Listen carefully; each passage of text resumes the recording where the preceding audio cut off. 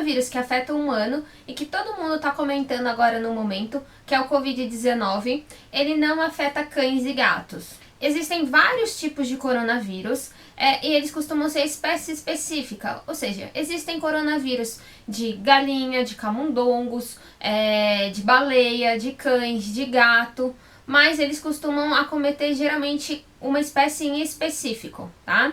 Esse coronavírus que emergiu da China, que todo mundo está comentando no momento dessa questão de pandemia, ele é um vírus que ele é facilmente transmissível, mas entre os humanos.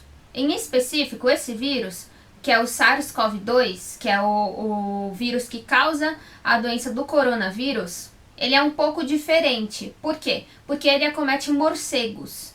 Então só para deixar um pouquinho claro aqui, o vírus é o SARS-CoV-2 e ele vai causar a doença que chama coronavírus 19 ou Covid-19. E de onde se acredita que ele tenha vindo? Se acredita que tudo começou pela transmissão de um morcego. Mas, dentre os animais, os morcegos seriam os únicos animais aí acometidos. Até o momento que se tem evidências é que o coronavírus não acomete cães e gatos. Para quem não conhece, existe uma Associação Mundial de Veterinários de Pequenos Animais, chamada SUAVA. O Comitê de Saúde, o Comitê Científico da SUAVA, diante de todo esse cenário sobre coronavírus e as pessoas com muitas dúvidas sobre o assunto, ele lançou uma lista de perguntas e respondeu todas essas perguntas nessa lista. Então eu vou falar um pouquinho dessas perguntas para vocês. Primeira dúvida: o Covid-19 pode acometer animais de estimação? Não.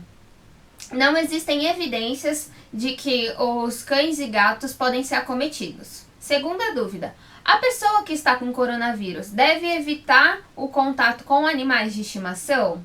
Então, de acordo com esse comitê, a indicação deles é que você que está doente, que tem o coronavírus, que tem o Covid-19, deve restringir o contato com animais de estimação e outros animais enquanto estiver doente, assim como você faria com outras pessoas. Então, embora não existam relatos de animais que adoeceram com o Covid-19, eles indicam limitar o contato com os animais de estimação. Isso é o que eles indicam, gente, então eu tô falando que o que foi decidido nesse comitê e o que eles indicam. E eles falam ainda, quando possível, se você tá doente, deixar o seu animal de estimação, o seu cachorro ou o seu gato com um membro da sua família, ou com algum amigo, com algum conhecido no caso. Eles falam também, se você está doente, você deve evitar de acariciar, aconchegar, receber lambidas, beijos do seu pet. E também evitar de compartilhar alimentos. Se você está doente e precisa ficar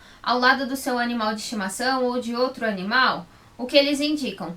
Que quando você entrar em contato com eles, você lave bem a mão antes e depois de interagir com os animais, e de preferência utilizar máscara também. Isso que eu falei é o que foi passado por esse comitê. E na verdade assim, eu entendo. Por quê? Porque se trata de algo novo e que a gente ainda não conhece muito. Eles na verdade zelam pela precaução, né?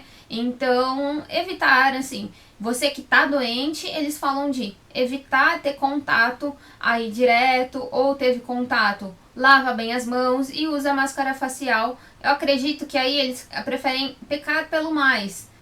Terceira pergunta: qual a resposta do SAVA a um cão que foi infectado com Covid-19 lá em Hong Kong? Então surgiram muitas dúvidas, principalmente referente a essas notícias, né, que surgiram em Hong Kong, mas que ficaram muito mal esclarecidas, e aí o pessoal divulga e começa a fazer um alarde em cima de uma coisa que às vezes não existe, né? Então, notícias de Hong Kong em 28 de fevereiro foram que um animal, um cão, né, havia sido testado fracamente positivo para aqueles testes de rotina para coronavírus. Porém, o animal não apresenta sinais clínicos, não apresenta nenhum tipo de sintoma.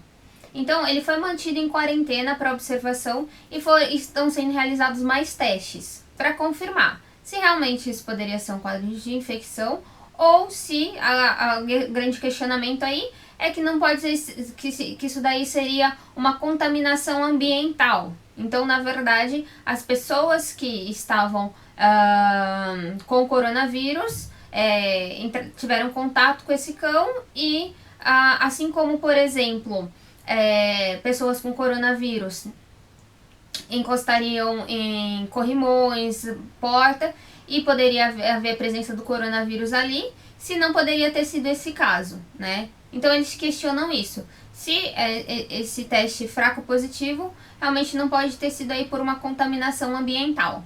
Então, para resumir, o que nós temos de informação até agora? Que os cães e gatos, eles não são acometidos, eles não desenvolvem a doença que é o Covid-19.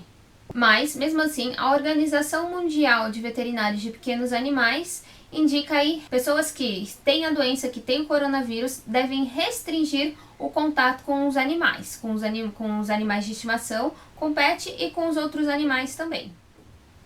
Agora vamos falar sobre as doenças em cães e gatos, o coronavírus que acontece em cães e gatos. Sim, existe coronavírus específico em cães e gatos. No caso, eu quero dizer espécie específica, ou seja, existe um coronavírus que acomete só os cães e, da mesma forma, existe um coronavírus que acomete só os gatos. E que, na verdade, eles já são conhecidos há um bom tempo atrás por nós. Esses tipos de coronavírus que acometem cães e gatos, eles são alfa-coronavírus, que é totalmente diferente do coronavírus que acontece no humano, que eles são conhecidos, que eles pertencem a um grupo de beta-coronavírus. Então, uma coisa não tem nada a ver com a outra. O de gatos e cães são pertencentes ao alfa-coronavírus e o do humano é o beta-coronavírus. Então, não devemos fazer confusão com isso. Então, eu vou falar um pouco mais agora sobre esse coronavírus de cães e o coronavírus de gatos. No cachorro, existem dois tipos de coronavírus, que é o coronavírus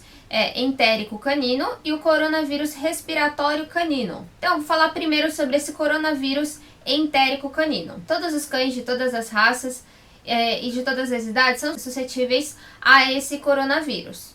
Mas o grupo de risco aí são os filhotes, principalmente. Então, o cachorro com esse tipo de coronavírus, ele pode apresentar sinais gastrointestinais, então como vômito, diarreia, falta de apetite, além de prostração. A severidade da doença, ela pode ser agravada pela infecção oportunista de outros agentes. Então, por exemplo, pode acontecer associada junto com uma parvovirose e que pode, na verdade, aumentar a gravidade do quadro. Já existe vacina para esse tipo de coronavírus entérico em cães. Quais são essas vacinas? São a V8, V10 e V12. Geralmente eu indico administrar as vacinas importadas. Se você quiser saber um pouco mais sobre o assunto, eu tenho outros vídeos falando específicos sobre questão de vacina, V10, V8 e V12.